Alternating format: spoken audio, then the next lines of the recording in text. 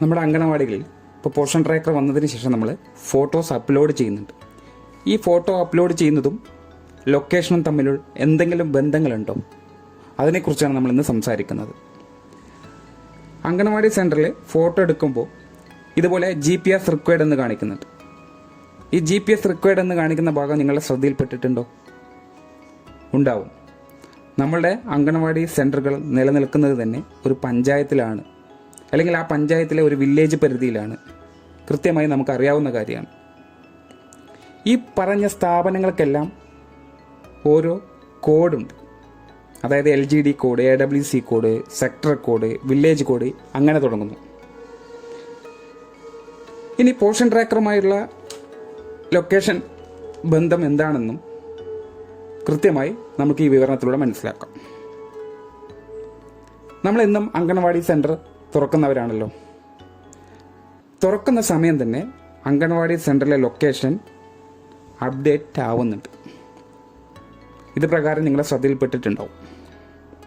അതുപോലെ തന്നെ photo upload ചെയ്യുമ്പോഴും AWC ലൊക്കേഷൻ അപ്ഡേറ്റ് ആവുന്നുണ്ട്. നിലവിൽ അപ്ഡേറ്റ് ആയ തീയതി മാത്രമേ നമുക്ക് പോഷൻ ട്രാക്കറിൽ നിന്ന് കാണാൻ തൽക്കാലം അനുമതിയുള്ളൂ. എന്നാൽ എടുക്കുന്ന സമയം ഉൾപ്പെടെ നമ്മളെ സൂപ്പർവൈസറുടെ സപ്പോർട്ടിംഗ് സൂപ്പർവിഷൻ ആപ്ലിക്കേഷനിൽ പ്രത്യക്ഷമാവുന്നുണ്ട്. അതായത് അംഗനവാടി സെൻറ്റർ തുറന്ന സമയം, ഫോട്ടോ ക്യാപ്ചർ സമയം തുടങ്ങിയവ കൃത്യമായി കാണാനും അത് അപ്ഡേറ്റ് ആയ വിവരങ്ങളും അതിലൂടെ മനസ്സിലാക്കാൻ കഴിയുന്നുണ്ട്. നമ്മൾ അംഗനവാടി സെൻറ്ററിൽ എപ്പോഴൊക്കെയാണ് നമ്മൾ ഫോട്ടോ ക്യാപ്ചർ ചെയ്യുന്നതും അപ്ലോഡ് ചെയ്യുന്നതും അതിനൊരു സമയക്രമമുണ്ട്. അത് ഏതൊക്കെയാണെന്ന് അറിയാമോ? ഒന്ന്, നമ്മൾ മോർണിംഗ് സ്നാക്സ് കൊടുക്കുന്നത്, പ്രീ സ്കൂൾ കുട്ടികൾക്ക് HCM കൊടുക്കുമ്പോൾ രണ്ടാമത്, മൂന്നാമത് പ്രീ സ്കൂൾ വിദ്യാഭ്യാസം നടത്തുമ്പോൾ. ഈ 3 ഘട്ടങ്ങളിൽ മാത്രമാണ് നമ്മൾ AWC ഫോട്ടോ ലൈവായിട്ട് ക്യാപ്ചർ ചെയ്ത് അപ്ലോഡ് ചെയ്യേണ്ടത്. ഇതെല്ലാം സമയങ്ങളിലാണ് കൊടുക്കുന്നത്. മോർണിംഗ് സ്നാക്സ് എന്നാണ് കൊടുക്കുന്നത്, എപ്പോഴാണ് കൊടുക്കുന്നതെന്ന് കൃത്യമായിട്ട് അറിയാം. HCM എന്ന് പറയുന്ന ഉച്ചഭക്ഷണമാണെങ്കിൽ അത് ഏത് സമയത്താണ് കൊടുക്കുന്നത് അറിയാം. പ്രീ സ്കൂൾ എഡ്യൂക്കേഷൻ എപ്പോഴൊക്കെയാണ് നമ്മൾ നടത്തുന്നത്, അതിനൊക്കെ ഓരോ സമയങ്ങളുണ്ട്. അത് കൃത്യമായി നമ്മളെ ടീച്ചേഴ്സിന് അറിയാം. ഈ സമയങ്ങളൊക്കെ കൃത്യമായി ലൊക്കേറ്റ് ചെയ്തിരിക്കുന്നു. നമ്മൾ അംഗൻവാടിയിലെ ലൊക്കേഷനും സമയങ്ങളെല്ലാം തന്നെ നമ്മൾ അറിഞ്ഞോ അറിയാതെയോ പോഷൻ ട്രാക്കറിനകത്തേക്ക് രേഖപ്പെടുത്തി വരുന്നുണ്ട്. എന്നാൽ നമ്മൾക്ക് ഡേറ്റ് മാത്രമാണ് വ്യൂ ചെയ്യാൻ കഴിയുകയുള്ളൂ.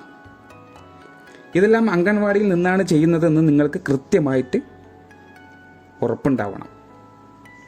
കാരണം ഒരു തവണ നമ്മൾ അംഗനവാടി സെൻറ്ററിൽ നിന്നുകൊണ്ട് മോർ ഓപ്ഷൻ വഴി AWC ലൊക്കേഷൻ ക്ലിക്ക് ചെയ്ത് നമ്മൾ AWC നിൽക്കുന്ന സ്ഥലം, അതായത് അംഗനവാടി സെൻറ്റർ സ്ഥിതി ചെയ്യുന്ന സ്ഥലം അപ്ഡേറ്റ് ചെയ്ത് കഴിഞ്ഞതാണ്.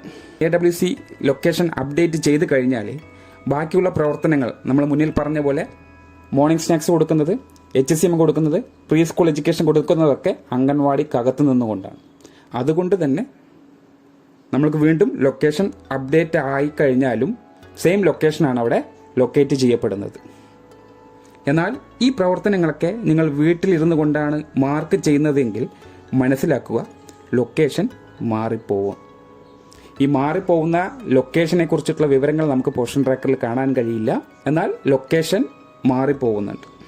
അപ്പോൾ ഒരു അംഗനവാടി സെൻറ്ററിലെ പ്രവർത്തനങ്ങൾ അംഗനവാടി സെൻറ്ററിൽ നിന്ന് തന്നെ ആവണം ചെയ്യേണ്ടത്.